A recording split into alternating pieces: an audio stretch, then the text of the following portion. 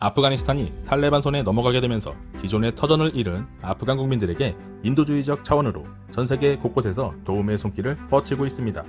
지구촌이라는 단어를 실감하게 할 만큼 따뜻한 소식에 이어 안타까운 소식도 함께 전해졌는데요. 탈레반이 아프간을 탈출하려는 국민의 해외 출국을 금지시키면서 민간 항공기의 이착륙은 금지되었는데요. 이처럼 탈레반의 엄포와 무력 방해로 인하여 아프간 국민들은 탈출이 불가능한 상황이었습니다. 전 세계 국가 군에서는 수송기를 파견해 신속하면서도 안전하게 현지에 있는 기여자들의 이송을 도왔고, 그 중에서도 우리 대한민국의 미라클 작전이 전 세계적으로 찬사를 받게 되었습니다. 외신에서는 한국의 이 작전이 불가능에 가까운 일을 했다고 전하며 이들의 계획은 철저했고 망설임 없었으며 임무 완수에 대한 확신이 보였다고 평가를 남겼습니다. 이 작전에 투입된 공정통제사, 일명 붉은 베레로 불리는 공군 CCT 특수임무대의 활약이 돋보였습니다.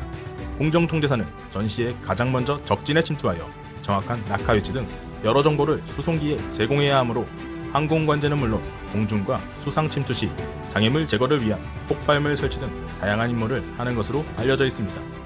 실제 작전 요원이 20명 남짓으로 소수 정예로 구성되어 대한민국 내에서도 존재감이 약해 아는 사람이 적었는데, 이번 미라클 작전을 통해 한국뿐 아니라 전 세계적으로도 이름을 알리게 되었습니다.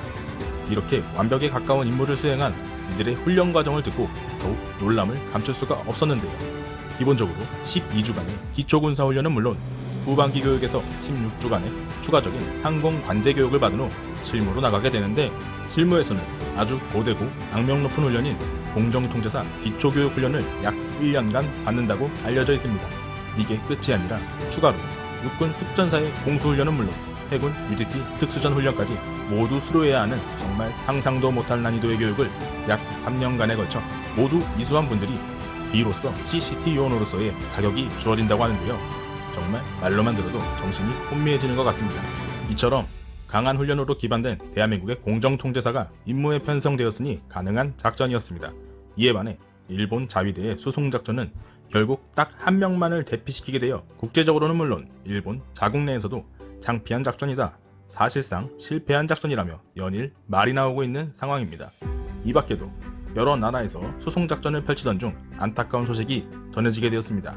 탈레반이 장악한 아프간 카불 공항에서 폴란드로 탈출한 어린 형제의 이야기입니다. 이 형제의 아버지는 영국군 협력자로서 이 형제는 부모를 따라 카불 공항을 빠져나온 뒤 폴란드 바르샤바 교외에 있는 난민 캠프로 가족 모두가 이동했는데요. 이들 가족은 수프를 끓여 먹었다가 이 두 형제를 잃게 되었습니다. 난민 캠프 주변 숲속에서 버섯을 따와 버섯 수프를 만들었는데 그 버섯이 독버섯으로 밝혀졌다고 전해졌습니다. 폴란드 현지 언론은 물론 세계 언론에서는 폴란드 난민 캠프에서 제공된 식사가 부실했던 거 아니냐며 의혹을 제기했고, 폴란드 당국은 비극적인 일이지만 그러한 사항은 없었다며 의혹을 일축시켰습니다. 이러한 상황을 두고 국외 언론에서는 한국은 아프간 아이들옷과 인형까지 준비했다던데 하며 대한민국은 작전 이후 대처까지도 완벽했다고 말하고 있습니다. 이에 일본의 한 네티즌들은 세심하게 저런 것까지 해주는 한국이 놀랍다. 한국 드라마에서 괜히 한국 사람들이 자상한 게 아니었다. 숙소도 좋고 밥도 잘 나온다던데 한국으로 간 아프간 난민들이 제일 안전하다. 우리는 구출도 제대로 못했는데 하며 말끝을 흐렸습니다. 실제로 아직까지 아프간에는 일본에 도움을 준 기여자들이 500여 명 이상 남아있다고 전해지고 있어 정말 안타까운 상황인데요. 상황이 어렵고 좋지 않은 건 분명하지만 자신들의 국력을 자랑하는 것과 대비하여 초라한 성적인 것도 분명합니다. 흔히 일본에 대해 긍정적인 시선을 가지고 있는 국내외 사람들은 일본은 친절하다, 길거리가 깨끗하다, 배려심이 많다 등 상당히 좋은 이미지로 인식되고 있습니다.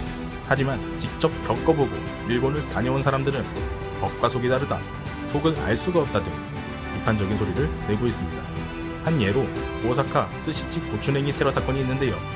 한국과 일본이 서로 좋지 못한 관계여서 벌어진 해프닝이라고 생각할 수도 있지만 먹을 것으로 장난치는 일, 초밥 안에 숨겨서 고추냉이를 왕창 넣어놓는 행동을 보니 정말 속 좁고 옹졸한 국가인 것 같습니다.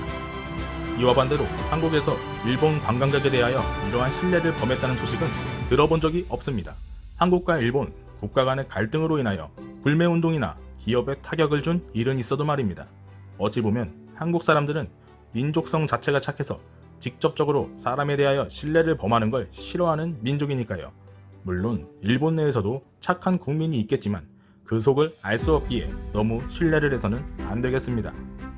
이순신 장군님께서는 말씀하셨습니다. 뇌는 간사스럽기 짝이 없어 예로부터 신의를 지켰다는 말을 들은 적이 없다. 한 번쯤 다 들어보셨을 명언인데요. 이순신 장군님이 말씀하신 것처럼 서사적으로도 꾸준하게 신의를 지켰다는 것 저 또한, 그리고 지금 시청하시는 시청자분들 또한 못 들어보셨을 거라고 생각합니다. 일본은 항상 표면적으로 보여지는 것에만 치중된 친절인 것 같습니다. 또한 자신들을 포장하는 걸 가장 좋아하는 것 같습니다. 마치 양의 탈을 쓴 늑대처럼 말입니다. 작전 수행 전 언론을 통해 자신들이 작전할 걸 미리 자랑이라도 하듯이 보도했으니 이는 아프간에 사는 개미도 알고 있었을 것입니다. 현재 국내 난민 수용에 대해서 비판적인 시선도 있고 걱정을 하는 건 당연한 것이고 저 또한 그렇게 생각합니다. 하지만 세계를 선도해 나가는 국가로서 대한민국의 위상을 다시 한번 떨쳤다라고 생각합니다. 여러 국민들이 걱정하는 부분은 앞으로 우리 국민들과 정부에서 상황에 맞게끔 제도를 정비하여 무조건적인 장기간 수용보다는 차후 세계적인 정세에 맞게 부작용이 없도록 다양한 의견을 제시하여 제일 중요한 현재 대한민국의 주인인 국민들의 불안함까지 해결하여 마지막까지 완벽한 작전으로 마무리되길 바라는 바입니다. 불과 70년 전만 해도 전 세계에서 가장 못 사는 나라, 세계 곳곳에서 도움을 받던 대한민국. 이제는 받았던 도움이 필요한 국가들에게 베풀고 있습니다. 경제적으로나 군사적으로도 당당하게 정상을 향해 나아가는 대한민국. 앞으로가 더 기대되는 순간입니다. 드넓은 지구, 전 세계 수많은 나라들 중 한국인으로 태어나서 정말 감사하고 자랑스럽습니다.